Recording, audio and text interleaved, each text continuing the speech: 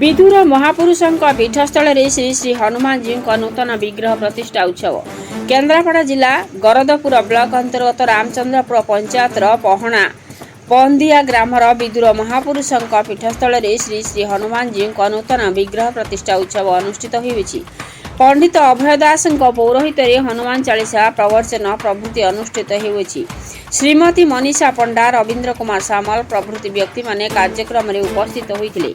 Grammar स्वेच्छासेवी कर्मकर्ता अभिराम बेहेरा सुखदेव मिश्र शिपू विभुना मानिया दंगुआ मिट्टू कई बुटू जगा प्रमोद केदार नरेश बाबू बापी सोनू आपुली प्रभृति युवक मैंने कार्यक्रम में अंशग्रहण करी समस्त प्रकार प्रस्तुति और सहयोग करुथिले।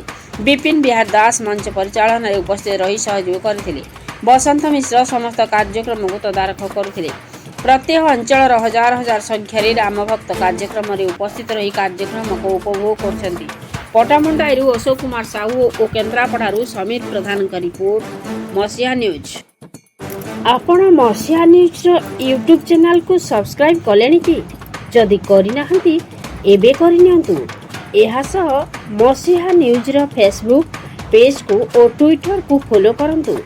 ता सह मसीहा न्यूज रो ऐप आसी गलानी निज मोबाइल रो प्ले स्टोर रो डाउनलोड करनियंतु। जय जगन्नाथ। जो गरदपुर ब्लॉक रे पाटकुरा निर्वाचन मंडल गरदपुर ब्लॉक रे रामचंद्रपुर पंचायत रे जोटी हनुमान विग्रह प्रतिष्ठा उत्सव रे कौन वार्ता रखिबे अंचलवासी राम